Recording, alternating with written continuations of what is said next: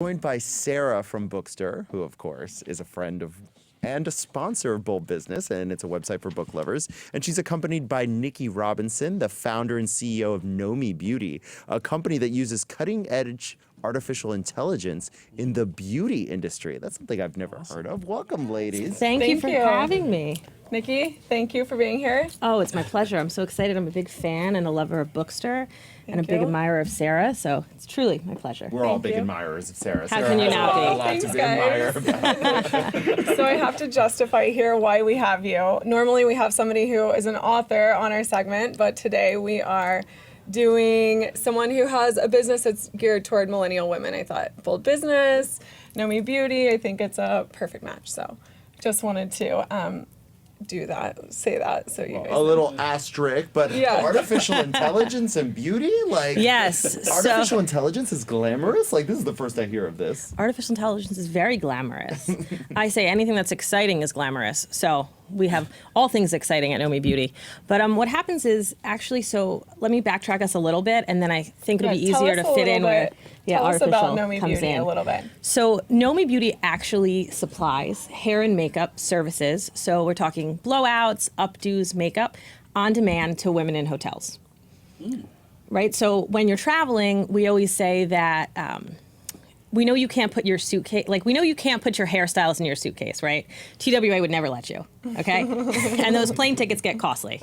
So I know she was there for you when you had your prom, when you got married, but when Sue can't be there for you, NOMI is, and we're your trusted beauty companion on the road. So actually only 1% of hotels have salons, but you can bring NOMI Beauty into almost all the hotels in New York, and many of them are partnered with us, and when they're partnered with us, you can charge the room, which is great for women. It makes everything so much easier. And then most of them will actually give a woman a complimentary service, just like you get a free breakfast or get a free Wi-Fi. So it's super exciting to watch the hotel industry to become disrupted by us. And it's really amazing to watch industries value their female guests. So we think of our partners as people and as organizations that are really saying, you know what? This woman's on the road, she's a consultant, and I'm gonna give her the greatest gift of luxury as a compliment to her room by, she can get room service, she can get her hair done for free, she can finish her presentation, or when mom's on the road with 3 kids under 7, she's getting the best updo at her niece's wedding and she looks so on point. So that's what NOMI does, but how do we bring the technology piece into it? So my background's beauty. My co-founder, who's not with us today, his name is Jeremy Linder. He's back at the office, he's our CTO, and a fabulous man. So we created a platform that sits on top of Oracle and stands alone. So Oracle supplies most of the technology into hotels. The biggest company that no one's ever heard of. But you should know of it. Everyone should know about Oracle. I feel like they've really done some amazing stuff. Yep, and what we do is we actually take artificial intelligence and we use that to make scheduling decisions, to make sure that you are getting the best possible artist for you. So somebody who's gonna do an amazing job in your hair.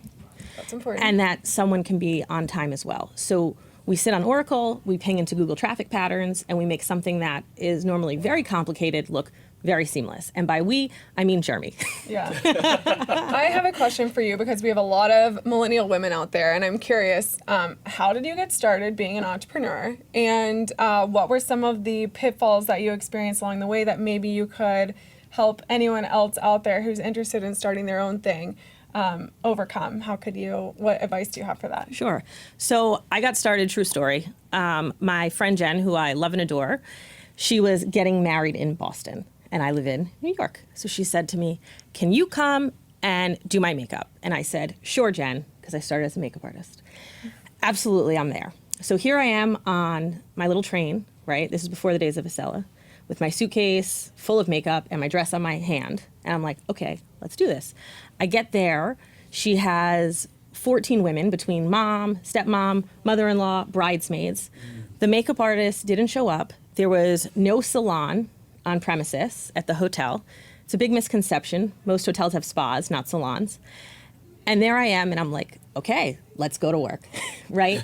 So this was before the days of Instagram. So of course I had like already previously stalked the boy I wanted to talk to at the cocktail hour on Facebook. So I was like, game on.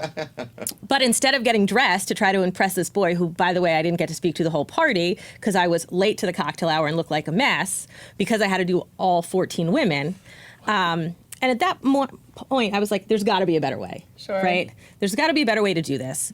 And as time went on, I never really forgot about that memory, and I ended up in corporate America at LVMH and Lauder doing brand development and product development, always a makeup artist. And one day I said, there's just got to be a better way. And I remembered that I was at LVMH at that point. All the French women every morning looked amazing on the road. You got to tell people what LVMH is. That's the most fantastic brand on earth. They own everything that's good, people. Bookstr and NOMI are the most fantastic and bold. Louis Vuitton, Moet, Yes. Hennessy. So I worked in marketing over there.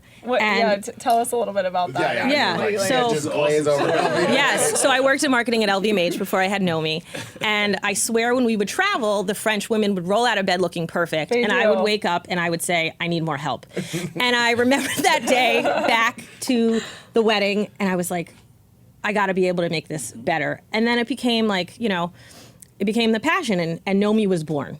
And now you guys have won all kinds of awards. Yes. You won So them. we've won Microsoft Startup of the Year at Angel Week last year, and I was the first woman to ever do that. So that was really exciting.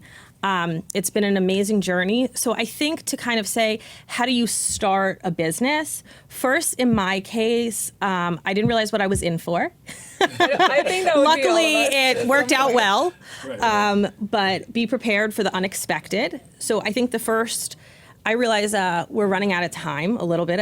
I noticed that. So I want to be able to give you guys some insight that's very helpful.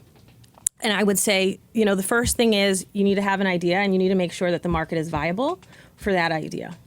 And there are all different paths to financing as tech companies, and we read the papers. We always hear about VC funding, and that VC funding, let's not forget, is a very small part of the funding picture. And there are friends and families, there's bank loans, there's lines of credit.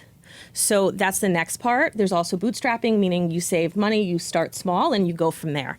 I think after you have your idea and your financing in order, the next thing you really need is a team. You're only as good as your weakest link. I have a fantastic co-founder.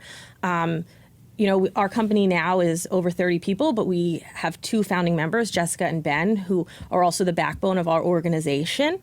And then once you have that as an entrepreneur, 90% of the time take the feedback, only 10% of the time use your gut, because everybody around you is trying to help you. And everybody around you is becoming closer to the ball than you are, and that's why they're there. So it kind of goes back to point 3, which is trust your team, put in a great team, listen to what they're sharing with you, take that feedback, and you'll build the dream together.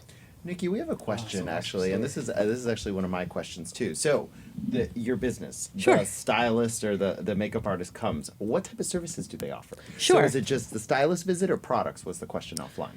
Sure. So we offer blowouts, so getting your hair blown out. We offer updos, so styling for a formal occasion. And then we offer getting your makeup done and makeup lessons. Actually, it's a great question, and it's a question we get from our customers all the time.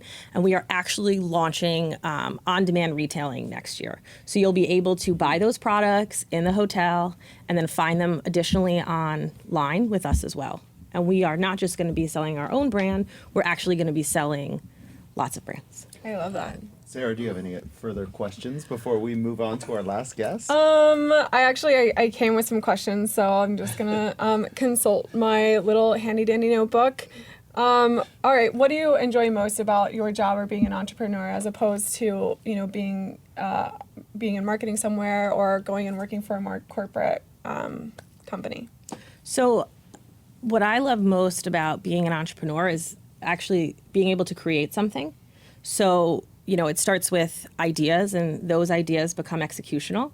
And I tell people all the time, I think anyone who's an innovator has great ideas, but ideas are cheap. They have to be executed, and execution is king. You could have the best product in the world. If you don't have great operations, you don't have marketing, it doesn't matter. So I think that what I love the most is watching us go from birth to something real, and then I meet my customers and they use it and they feel good, and when you look good, you feel good, and I hear their stories. and I get their letters, and they write to us. In this case, they email us, really, and tell us how they slayed their presentation and they felt so confident and they looked beautiful at their wedding. And I really, truly enjoy that. The other part I love so much as a CEO is building a culture. And I'm very proud. I think that's a hard one. Yes, it's very hard, and I have a great team that helps me with that.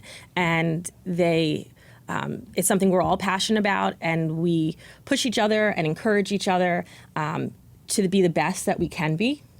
And we're all working on different things. So I think having that supportive culture and creating an environment where people go to work and they feel supported is so important. Well, this has been so lovely, but we are unfortunately out of time. But thank you so much Oh, for my having to pleasure. share. Thank you And for Sarah, having we'll me. see you next week, of Yes, course. I'll see you guys Absolutely. next week. So.